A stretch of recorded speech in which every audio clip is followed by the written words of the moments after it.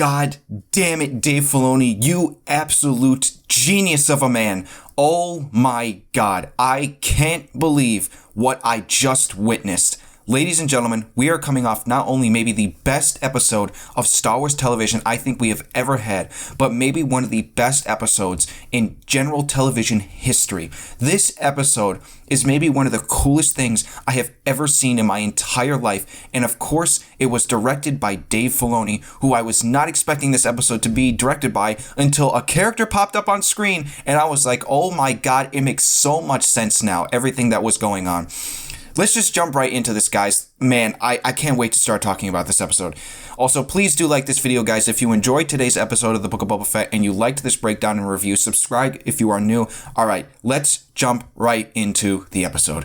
All right, so we start off the episode kind of like how we started off last week's episode with an old character coming back that we saw before in Timothy Oliphant as Cobb Vanth, stopping some Pikes as they are trading spice and money with one another out near his city of Mos Pelgo. In one of the most Western ways ever, he takes them all out except for one and tells them to get lost.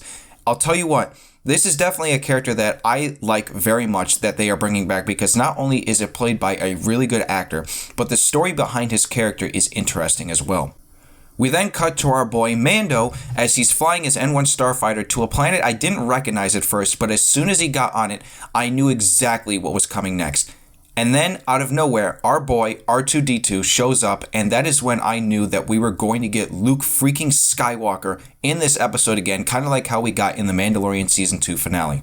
We see Mando as he comes up to a spot on the planet where we get all these different spider droids who are building the Jedi Temple, Luke's Jedi Temple, which I can assume is the same temple from the sequel trilogy that we found out about that got destroyed by Kylo Ren. And of course, the next scene is of the people we've all been waiting to see at this point ever since they've been teased last episode. Luke Skywalker training Grogu. Guys, when I tell you I was still in shock as to what I was watching, I am being dead serious. I could not believe I was actually watching this take place. And let me just say right now, we had heard news that Lucasfilm had hired a editor of sorts who made a deep fake of Luke Skywalker after the Mandalorian Season 2 finale came out, and a guy on the internet came out and probably made an even better version of what he looked like. And they hired that guy, and I can only assume that he did some work here on Luke, and wow, it looks so good here. It looks so much better than the Mandalorian Season 2 finale. And I can tell you right now, I don't know why I just said right now twice. I can tell you right now, it's this guy's work. He did all of this, and hats off to him for doing this. This was absolutely amazing. The CGI on Luke's face here, the way he was able to deep fake Luke's face on here, or at least Mark Hamill's face, which was just awesome to see. And it makes sense why they ended up bringing back the actor who doubled for Luke in the Mandalorian Season 2. He played one of the X-Wing pilots in the last episode, if you remember. While during the training, we see Luke tap into Grogu's mind and unlock a flashback of when he was in the Jedi Temple during Order 66, and man, that is another scene I never thought I'd see. Now, it is a very short and swift scene, and we don't really learn much other than the fact that the Jedi who were guarding him did die from Anakin's 501st Legion of clones.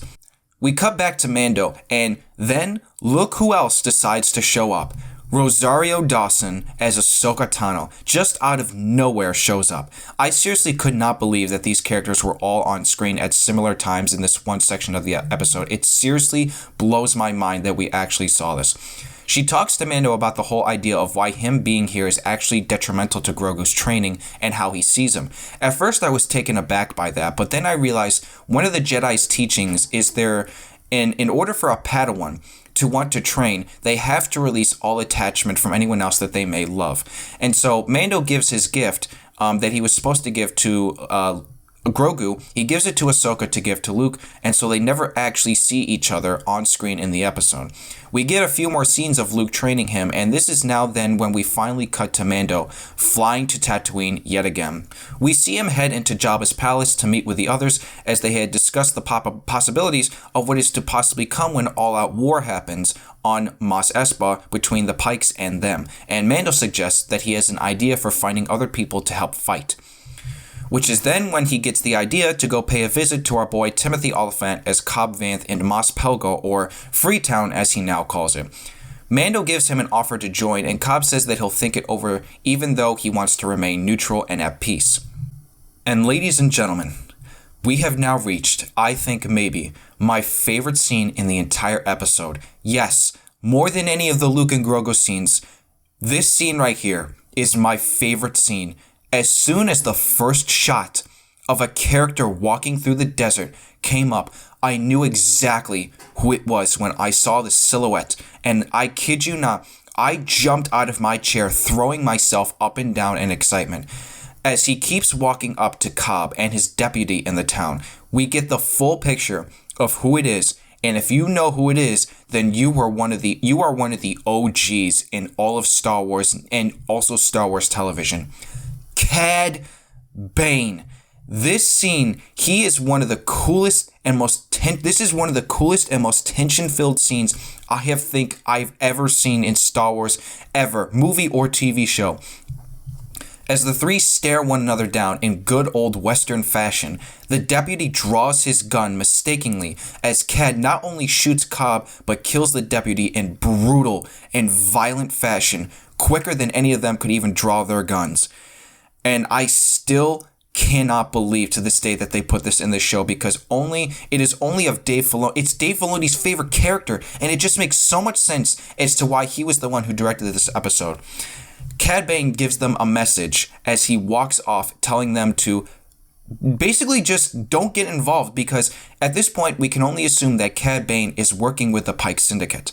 We then cut back to the Sanctuary Bar in Mos Espa, where two members of the Pike Syndicate walk in with what looks like a crate of credits and money, but then they walk out, and the last shot we see is of the owner's face, played by Jessica Biel, as she reveals what probably was going on, and then bam!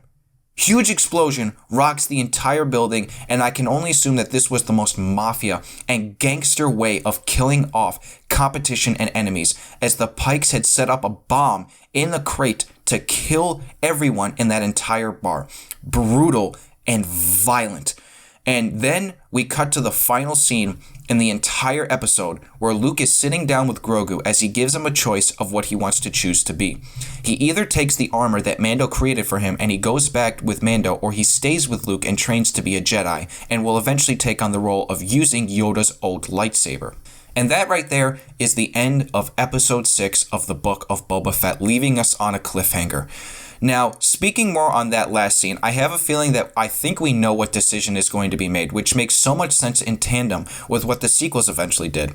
I do think that Grogu is going to go back with Mando and not try to be a Jedi anymore, which could actually mean that we might get one more scene of that character of Luke ever on screen as he delivers him back to Mando. And I will say this now, getting into Boba Fett's side of things, this is where I'm going to levy a criticism at the show, because while I am now fully on board the idea that this episode is confirmed to be more of a placeholder for the next season of The Mandalorian, I do think it is a little bit unfortunate that they had to go the way that they did with these last 2 episodes by not even putting Boba Fett in his own show for more than one scene. I almost feel like now this character is going to be more disrespected than he should be, because it seems like now the 2 best episodes to a lot of people are the ones without him in it. And this gives people that impression that he's just a nobody character that nobody cares about, and I completely disagree with that notion. Personally, if you want to know my take on it, I think these last 2 episodes, while I loved everything in them, and I think today's was the best one yet, I do feel as though a lot of what was in them felt very out of place. Personally, I thought last week's episode was fine for what I was trying to do, but then I had hoped it would eventually just lead them into bringing Mando into everything that Boba Fett was doing. And now we are only going to get one more episode with all these characters, and it seems on screen together, and it feels like we didn't get enough from the character of Boba Fett. So again, while I did like everything that happened, it just felt very out of place and probably should have just been put in the next season of The Mandalorian. But again, as I said, this pretty much probably confirms this show was always meant to be a placeholder. But damn, Dave Filoni, you are a genius, and this is definitely the best episode that you've directed out of any one of your live action episodes that you've done so far. So my hat is off to you, sir. Thank you for everything that you did with this show so far, since I do believe that this is actually the first time that he got involved in any of the episodes, because Jon Favreau Favreau wrote everything, and Dave Filoni, he wasn't actually a part of that process up until now. So guys, that is going to do it for this review and breakdown of episode 6 of the Book of Boba Fett. Comment down below what all of you thought about this episode. Where does it rank in terms of each episode that we have gotten so far? If you like this review, please be sure to hit that like button and subscribe. Again, if you are new, turn on that notification bell and share this video. I cannot wait for the season finale next week to see what is going to bring us. I will see you all then.